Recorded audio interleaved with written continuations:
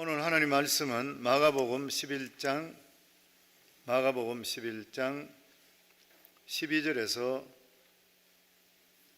24절까지 말씀입니다. 마가복음 11장 12절에서 24절까지 말씀입니다. 오늘 큐티 본문은 12절에서 19절까지 말씀입니다. 오늘은 24절까지 같이 읽겠습니다. 73페이지입니다. 같이 읽습니다. 이튿날 그들이 베다니에서 나왔을 때에 예수께 시장하신지라 멀리서 잎사귀 있는 한 무화과 나무를 보시고 혹 그 나무에 무엇이 있을까 하여 가셨더니 가서 보신즉 잎사귀 외에 아무것도 없더라. 이는 무화과의 때가 아님이라.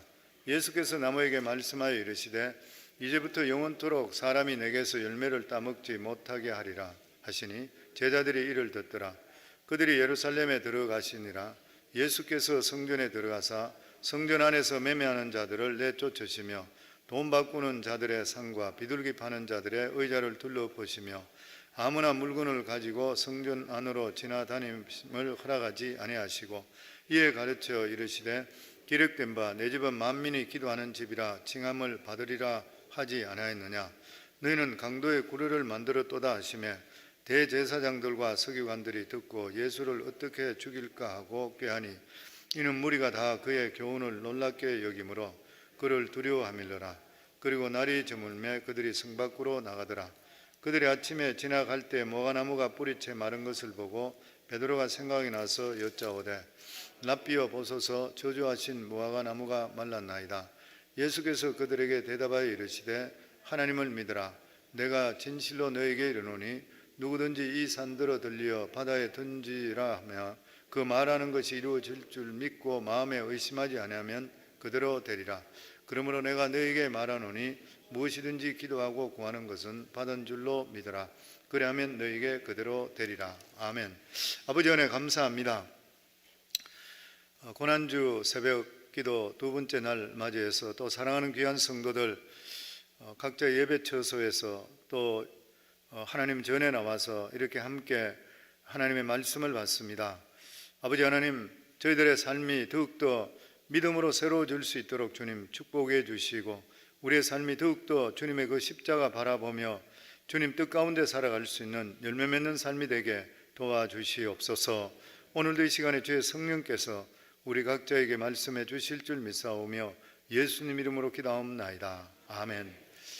하나님께서 우리 각자의 헌신을 참 귀하게 여기십니다.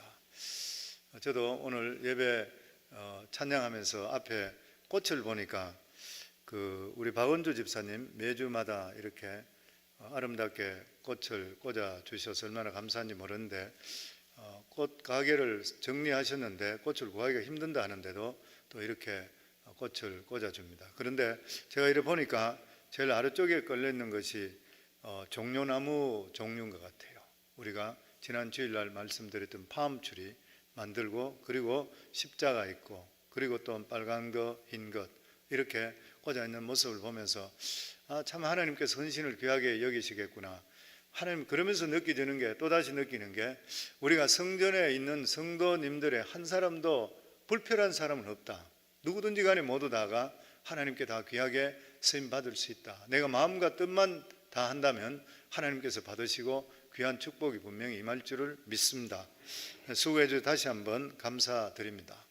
오늘 읽은 이 말씀은 우리가 너무나 잘 알고 있듯이 예수님께서 이제 종료주일날 예루살렘에 들어가셔서 그 예루살렘에 들어가서 첫 번째 가셨던 것이 바로 성전입니다.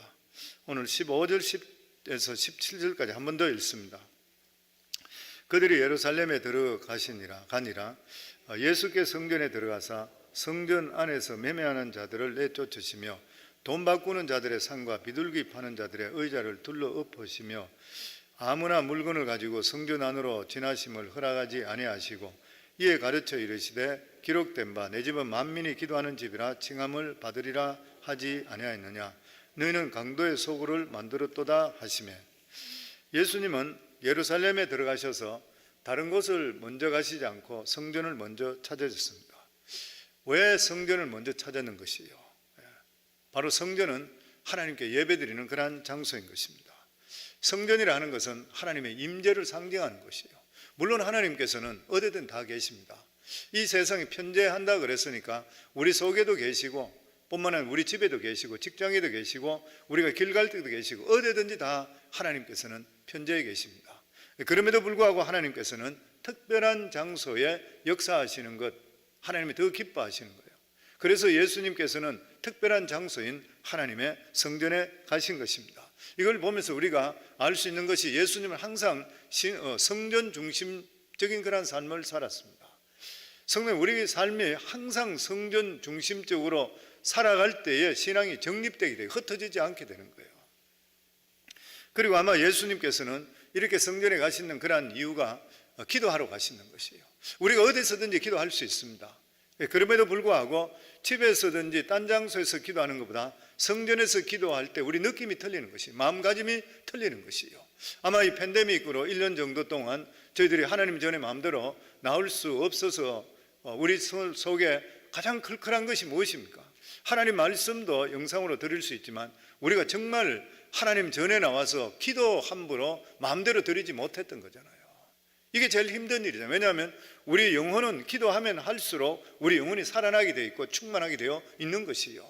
특별히 하나님의 전에 나와서 우리가 기도하는 것 너무나도 중요합니다. 그래서 이제 팬데믹이 좀 줄어들고 이렇게 되시고 백신을 맞고 이렇게 됨을 통해서 이제는 점점 줄어들 것인데, 그래 될수록 나태한 우리 자신들의 영적인 이러한 상태를 깨트려서 저희들 다시 한 번 더 영적으로 충만해질 수 있는 그 시작이 기도로 시작될 수 있기를 주 이름으로 축원합니다.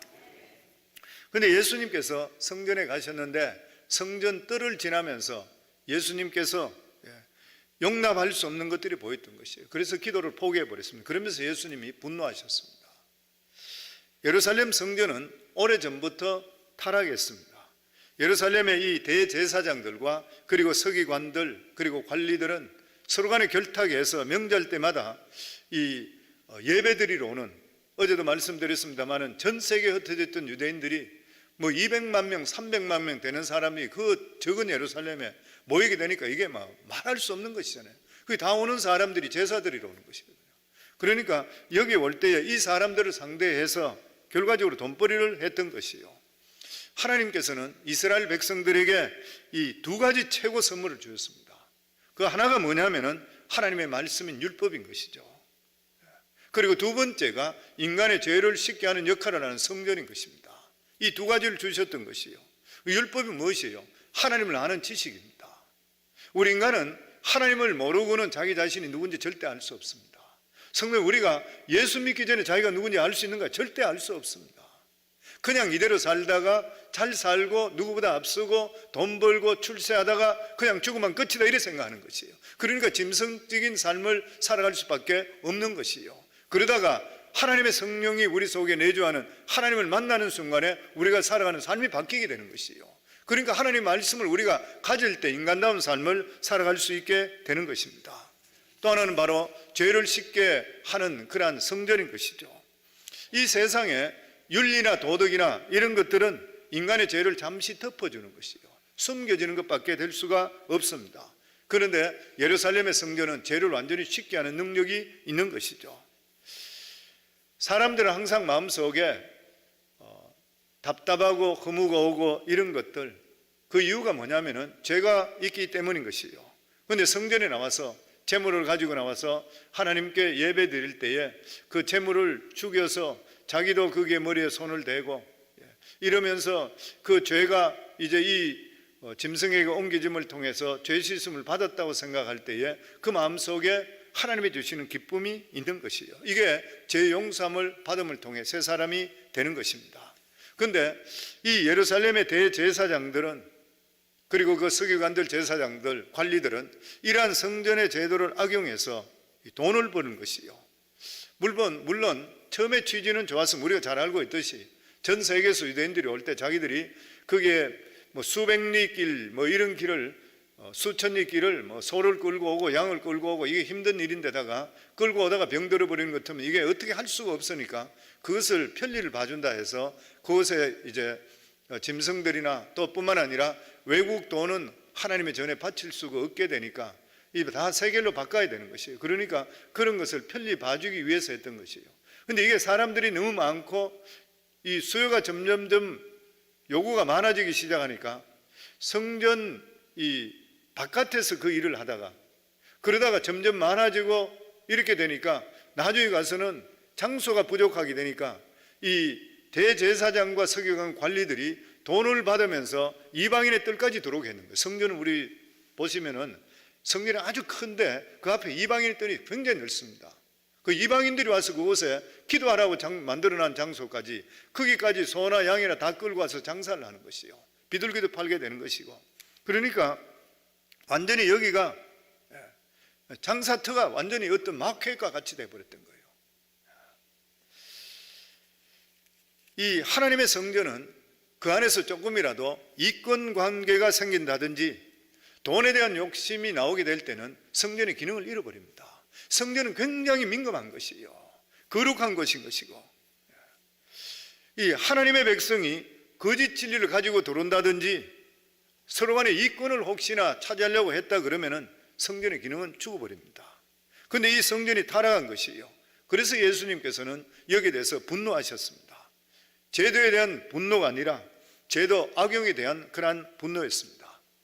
양을 바치지 못하고 비둘기를 바쳐야 되는 가난한 이러한 사람들을 종교적으로 거룩하다는 그런 방법으로 착취를 해버리는 것이요. 오늘 교회도 위기가 바로 여기 있다고 그렇게 이야기합니다. 교회 안에 인간적으로 야심과 돈 버는 것 이런 데 대해서 관심이 들어오게 될 때는 예수님의 거룩한 분노가 임하게 되어 있는 것이요. 성전에는 무엇입니까? 오직 거룩하신 하나님 말씀이 선포되는 것이고 제물을 태워서 불살라 드릴 수 있는 회개가 있는 그리고 기도하는 장소가 바로 성전인 것이요. 결코 거기에 인간의 욕심이 들어올 수가 없는 것이요. 그래서 성전은 순결해야 됩니다. 오늘날 교회의 가장 문제가 순결이라 그러죠. 성경 지식이 많은 것도 아무리 헌신을 한다 하더라도 순종에 문제가 있는 것은 받아주지 않잖아요. 하나님께서 사울의 그 예물 이런 거 받아주지 않았잖아요. 왜 그런 것이에요? 순종에 문제가 있었는 것이에요. 우리 살아가는 삶도 똑같습니다. 내 삶에 순결에 대한 태도에 대한 문제가 있다 그러면 하나님 받지 않는 것이에요. 그만큼 중요한 것이에요. 부부간에도 가장 중요한 것이 무엇입니까? 순결이잖아요. 아무리 돈을 남편이 많이 벌어준다 하더라도 아내 외에 다른 여자를 두고 있다 그러면 그 아내가 기뻐할 수 있는가요? 부부간에도 가장 중요한 것이 순결인 것이에요. 하나님께서 우리에게 가장 원하는 게 뭐예요? 순결인 것입니다. 순수한 것을 원하는 것입니다. 수천 명이 모인다 하더라도 그 예배 전체적으로 모인 관계 속에서 순결이 없다면 하나님께 받지를 않는 것이에요. 그렇지만 아무리 적은 사람이 모인다 하더라도 건물이 없다 하더라도 순전한 마음으로 하나님께 드리게 될 때 받게 되어 있는 것이에요. 우리가 하나님께 예배드릴 똑같잖아요. 내가 정말 가난한 마음으로 떨리는 마음으로 하나님께 드리게 될 때 그 예배는 하나님께서 받으시는 것이에요. 그냥 형식적으로 왔다 갔다 하는 것으로 하나님 결코 받으시지 못하는 것과 똑같은 것이에요. 보면 예수님께서는 성전은 만민이 기도하는 곳이라 그랬습니다. 만민, 이방인들 합쳐 모든 사람이 기도하는 것이에요. 그런데 여기에 종교 지도자들은 강도의 소굴로 만들었다. 성전에 나와서 하나님께 죄사함을 받고 내 속에 있는 것을 토해내고 하나님으로부터 응답받고 그리고 감격하고 새롭게 되는 장소야 되는데 하나의 형식적인 장소로 바뀌어버렸다고 하는 것입니다. 이걸 예수님께서 보시고 나서 그냥 두질 못했던 거예요. 그래서 분노하셨던 것이에요. 그런데 이렇게 분노하게 되니까 대제사장과 서기관들은 자기 얼굴이 뭐가 되겠습니까? 돈을 받으면서 자기들은 합법적으로 괜찮다 이거 돈을 1년에 뭐 그런 명절을 지나가면서 엄청 수른 돈을 벌면서 자기들 것이라고 위세를 떨치고 있었는데 예수님께 가셔서 내 아버지 집을 완전히 강도의 구르러 만들었구나 이러니까 대제사장부터 그게 관리들은 완전 이 사람 도둑놈 다 돼버리는 거예요. 그러니까 이 사람들이 예수님을 죽일 수밖에 없는 거예요. 자기들은 그냥 둘 수 없어. 자기들한테 이해관계 때문에. 그래서 엄청난 자존심이 상해버린 것이고 이때부터 어떻게 하면 예수 그리스도를 죽일까? 그렇게 생각을 했던 것이에요, 보면. 그리고 예수님께서 또 하나 기이한 일을 했습니다. 그것은 뭐냐면은 예수님께 예루살렘에 들어가시면서 나무 하나를 저주했을 때 그 나무가 말라 죽어버렸습니다. 우리 12절부터 14절 말씀입니다. 이튿날 그들이 베다니에서 나왔을 때에 예수께서 시장하신지라 멀리서 잎사귀 있는 한 무화과 나무를 보시고 혹 그 나무에 무엇이 있을까요? 가셨더니 가서 보신즉 잎사귀에 아무것도 없더라. 이는 무화과의 때가 아닙니다. 예수께서 나무에 말씀하여 이르시되 이제부터 영원토록 사람이 내게서 열매를 따먹지 못하리라 하시니 제자들이 이를 듣더라. 예수님께서 배가 고프셔서 잎사귀가 무성한 그런 무화과 나무에 갔는데 혹시나 열매가 있을까 했는데 열매가 없었습니다. 왜냐하면 그때가 무화과 나무 철이 아직 아니었기 때문이라 이렇게 말씀하고 있습니다. 그런데 예수님께서는 무화과 나무를 저주해 버렸습니다. 이제부터 다시는 사람이 너희에게서 열매를 따지 못하리라. 어떻게 보면은 이 무화과 나무는 억울할 수도 있는 것이요. 왜냐하면 예수님은 열매 때도 아닌데 열매를 찾으시기 때문인 것입니다. 그러나 이 무화과 나무는 하나님의 아들을 찾을 때에 열매가 있어야 돼요. 예수님이 그 나무를 저주했을 때는 분명히 이유가 있을 것입니다. 단순히 배가 고파서 화가 나서 무화과 나무를 저주하는 그런 예수님이 결코 아닌 것이요. 이것은 바로 예수님께서 오늘 우리 앞부분에 봤던 유대교에 대한 그러한 비유로 말씀해 주시는 것이요. 실제적으로 유대교는 수많은 사람들에게 엄청난 기대를 가졌던 그러한 종교였습니다. 유대교는 모든 사람들의 어떤 정신적인 고통, 육체적인 고통, 인생의 죄 문제를 해결해 줄 것 같이 그렇게 선전을 했습니다. 전 세계 사람들이, 유대인뿐만 아니라 수많은 사람들이 관심을 가지고 왔던 것이요. 수많은 사람들이 이러한 열매를 먹기 위해서 예루살렘에 몰려왔습니다. 그런데 성전 안에 실제로 들어가 보니까 먹을 열매가 없는 것이요. 그 이유가 무엇입니까? 유대 지도자들이 하나님의 말씀을 붙들지 않고 인간의 야망과 욕망을 가졌기 때문인 것이요. 하나님의 성전, 하나님을 찾는데 하나님의 말씀과 성령으로 함께 할 때는 반드시 하나님의 능력이 나타나게 되어 있고 인간의 모든 필요한 것들이 채워지게 되어 있는 것이요. 왜 우리가 종교를 찾는 것이요? 종교를 찾는 이유가 어디 있습니까? 우리가 종교를 찾는다는 것은 그 종교를 통해 내 살아가는 삶의 죽음의 문제, 삶의 문제, 내 질병의 문제, 내 인생의 모든 문제가 해결될 수가 있어야 되는 것이요. 이게 아니라는 것 같으면 왜 종교가 필요한 것이요? 그건 형식적일 뿐인 것이요. 그런데 이 세상에 우리 인간의 생사화복, 죽음까지 해결할 수 있는 유일한 종교는 바로 예수 그리스도 십자가밖에 없는 것이요. 이게 정확하게 정해지지 않으니까 사람들이 와서 형식적으로 왔다가 형식적으로 가버리게 되니까 열매를 딸 수가 결코 없었던 것이요. 이게 오늘날 기독교의 아주 두려운 문제라 그렇게 이야기하고 있는 것입니다. 교회가 엄청스럽게 대형화돼 가고 있는데도 불구하고 안에 성령의 능력이 없다고 하는 것이요. 그래서 그런 말이 있잖아요. 보면 옛날에 교회는 처음에 교회 듣고 교회 가정교회로 모이고 이랬다 해도 은과 금은 내게 없지만 내게 있는 것으로 내게 주노니 성령의 능력이 나타났는데 오늘날은 교회는 엄청스럽게 크고 대리석으로 꾸민데도 불구하고 그런 능력이 나타나지를 않고 있다고 하는 것이에요. 보면 결과적으로 하나님의 능력이 이 예루살렘 성전에서 나타나지 않게 되니까 예수님께 성천하시고 나서 하나님께서 보내시는 것을 기다리려 했을 때 마가의 다락방에서 극소수의 사람들이 모여서 전심으로 하나님께 기도했을 때 위로부터 성령이 내리는 것이에요. 그러면서 교회가 태생하게 되는 것입니다. 이것을 보고 하나님이 주시는 열매라 그렇게 이야기하는 것이에요. 성도님, 기도하는 성도들에게는 이러한 열매가 맺히게 되어 있는 것입니다. 그런데 예수님께서 실제로 저주하신 후에 성전에 나가면서 보니까 이 저주했던 나무가, 무화과 나무가 말라 죽어버렸습니다. 나무가 어떻게 하루 만에 이렇게 말라 죽을 수가 있는 것인가? 제자들이 예수님께 저주하던 나무가 말라 죽었습니다.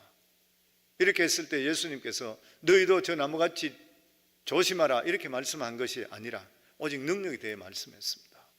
그 말씀이 22절부터 저희들 23절입니다. 같이 읽습니다. 예수께서 그들에게 대답하여 이르시되 하나님을 믿으라. 내가 진실로 너에게 이르노니 누구든지 이 산도로 들려 바다에 던지라 하며 그 말하는 것이 이루어질 줄 믿고 마음에 의심하지 아니하면 그대로 되리라. 예수님은 하나님을 믿으라. 우리가 하나님을 믿는다는 것은 나를 믿는 것이 아닌 것이요, 나 자신을 믿는 것은 신념입니다. 나는 할 수 있다, 신념인 것이죠. 이게 신념이 그게. 그런데 정말 어떤 일에 부딪히게 될 때 나는 할 수 있다도 되는가요? 안 됩니다. 이 신념이기 때문에 그런 것이요. 우리가 믿는다는 것은 무엇이요? 나는 할 수 없다는 걸 믿는 거예요. 나는 할 수 없지만 하나님은 하실 수 있다. 이게 믿음인 것이요, 보면. 아멘. 항상 우리가 고백해야 될 것이, 하나님 이건 나는 못합니다. 그렇지만 하나님 해주세요. 계속 이게 끊임없이 이어져야 되는 것이요. 그러니까 우리가 하나님의 능력이 우리 속에 나타나려고 하면 어떻게 해야 되는 것이요? 예수님처럼 하나님 말씀을 믿어야 되는 것이요. 물론 우리가 하나님 말씀을 붙든다 해서 당장 능력이 나타나지 않을 수도 있습니다. 그러나 그 말씀을 붙들고 계속적으로 기도하게 될 때 어느 순간에 기도 응답이 되는 것이에요. 성도님, 신앙생활을 오래 하시면서 되돌아보시게 되면 그때 기도할 때는 이게 언제 기도 응답되겠나 생각하는데, 정말 세월이 지나고 뒤돌아보세요. 기도 응답되지 않는 것이 있는가? 정말 돌아보면 거의 다 기도 응답 다 되는 것이에요. 예전에 어떤 목사님 30년 목회 끝나고 나서, 그리고 자기가 은퇴하면서 했던 말이, 내가 30년 동안 목회하면서 수도 없이 기도를 많이 했는데 자기가 기도 제목을 적어보니까 3,000개 이상이 됐다 그러죠. 근데 내가 은퇴하면서 뒤돌아보니까 3,000개가 그때 할 때는 이게 언제 될까 했는데, 그러고 보니까 전부 다 응답 다 됐다 그래요. 우리들 삶도 돌아보세요. 어렵고 힘들고 뭐 여러 가지, 이게 내가 언제 응답되겠나, 그리고 내가 이게 언제 이렇게 잘 될 수 있겠나 했는데, 세월 지나고 뒤돌아보시게 되면 내가 생각보다 훨씬 더 좋은 것으로 주시는 하나님을 깨달을 수 있게 되는 것이에요, 보면. 아멘. 그래서 하나님 살아계세요. 그래서 항상 우리는 믿음은 뒤를 돌아보라 그랬죠. 앞을 보면 캄캄해요. 어떻게 될지 아무것도 몰라요. 아마 이번 팬데믹 때도 마찬가지일 거예요. 내 사업이 어떻게 될까? 앞으로 내가 먹고 사는 게 어떻게 될까? 아마 염려 걱정 많이 했을 것이에요. 근데 지금 1년 정도 지나면서 되돌아보시고 그 어려운 가운데 아직 해결되지 않던 되돌아보시면 살 길이 생기고 있잖아요, 보면. 제가 우리 성도님들 보면 팬데믹 때문에 진짜 좋아지신 분도 있어요. 그리고 지금 또 새로운 플랜이 정부에서 나오고 이렇게 해서 또 여러 가지 많이 있는 것이고, 근데 그리 아니할지라도 하나님께서는 반드시 지나가 보면은 우리 믿는 자는 선한 뜻이 일어날 줄을 믿습니다. 이게 믿음이잖아요. 그런 믿음을 가져야 내가 살아나요. 그리고 맑은 정신을 가질 수 있고 바른 지혜를 가질 수 있고 판단력을 가질 수 있게 해주시는 것이에요, 보면. 그리고 여기에 이 산들을 들리어 바다에 던지우라 하여도 그대로 될 것이라. 어떻게 산을 던집니까? 어떻게 저 산을 기도한다고 저게 잘려나가지고 바다에 던져줄 수 있는 것인가요? 엄청난 말씀인 것인가요? 그런데 이 말씀의 뜻이 뭐냐면, 기도는 한계가 없다는 것이에요. 기도는 한계가 없다. 입을 넓게 열라 내가 채우리라. 우리는 자꾸 우리 수준만 생각해서 입을 못 벌려요. 그런데 성경 말씀은 하나님은 무한대의 하나님이시니까 입 벌리는 것은 네가 벌리라. 근데 무한대로 벌리라는 것이에요. 그러면 태산을 옮기는 이러한 역사가, 네가 생각할 때 태산 같은 역사가 임할 것이라는 것이에요. 왜냐하면 죽은 자도 살리시는 하나님이시기 때문에 그래요. 아멘. 그리고 마지막으로 24절입니다. 같이 읽습니다. 그러므로 내가 너에게 말하노니 무엇이든지 기도하고 구하는 것은 받은 줄로 믿으라. 그리하면 너에게 그대로 되리라. 하나님 말씀은 1.1핵도 변화될 수가 없는 것이에요. 우리 욕심을 버리고 하나님 말씀대로 뜻을 구하게 될 때 우리 구하는 것이 응답된다는 확신을 우리가 반드시 가져야 되는 것이에요. 우리 삶의 모든 것은 하나님께 달려있다, 이렇게 믿으시면 돼요. 그런 말 있잖아요. 마침표는 하나님이 찍으신다. 마침표 하나님 찍으신다. 제가 어떤 간증을 들어보고 또 어떤 분 이야기를 들어보고 이렇게 읽어보고 이러니까 자기 진짜 평생 열심히 살았다 그래요. 또 자녀들이 부모에 대해 이야기할 때 우리 부모님은 새벽같이 일어나 늦게까지 일하고, 정말 우리 아버지 열심히 일했대요. 근데 죽도록 고생했어요. 그렇게 열심히 했는데도 불구하고 하는 일보다 망해버려요. 직장에서 봐요. 직장이 문 닫아버리든지 직장이 망해버려서 열심히 했는데도 나와버려야 되고, 어떤 사업을 하나 새로 시작했는데 이게 뭐 몇 개월 동안은 불티나게 잘 되다가 어느 순간에 뭐 경기가 확 다운되면서 자기까지 망해버리고, 그 자기가 자기 자신을 보든지 아니면 자기 부모를 볼 때 정말 열심히 살았는데 너무너무 힘들게 사는 거예요. 성도님, 우리가 열심히 산다고 다 돼요? 절대 그렇지 않습니다. 왜 그런 것이요? 우리 인간의 생사복 우리 이끌어 주시는 분은 하나님이시요. 우리 인생에 내가 아무리 교회 가고 내가 아무리 잘한다 하더라도 하나님께서 오케이 마침표 안 찍어주면 안 돼요. 그러니까 우리의 신앙생활은 항상 말씀 중심이 되어야 되고, 그리고 믿음 중심이 될 수가 있어야 되는 것이요. 그래서 오늘 여기 말씀에 하나님께 주시는 몇 가지 교훈은, 우리 삶은 항상 성전 중심이어야 됩니다.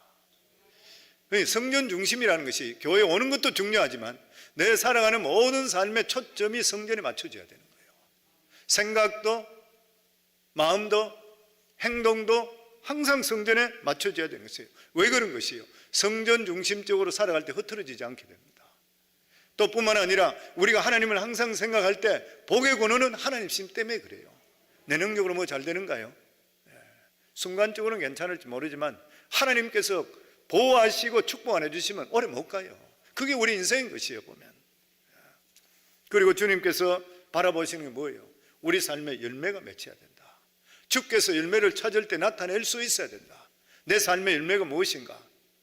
믿음의 열매, 자녀들이 또 믿음 안에 들어오는 열매, 내 사업하면서 하나님 뜻 가운데 하는 그런 것들, 내 직장 하는데도 내가 여러 가지 믿음의 사람들의 영향력 미치는 것, 여러 가지 내 삶 속에 어떤 열매가 있는 것인가?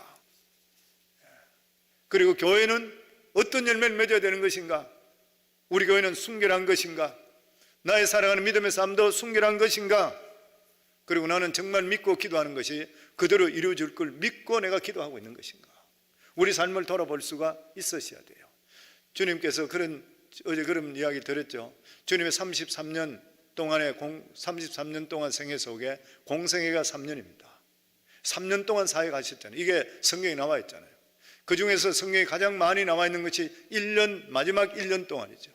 그런데 그 중에서도 가장 많은 말씀이 기간동으로 농축되어 있는 것이 바로 예수님께서 죽으시기 일주일 전의 이야기입니다. 그때 가장 필요한 것들을 주셨던 것이요, 오늘 주시는 그 말씀입니다.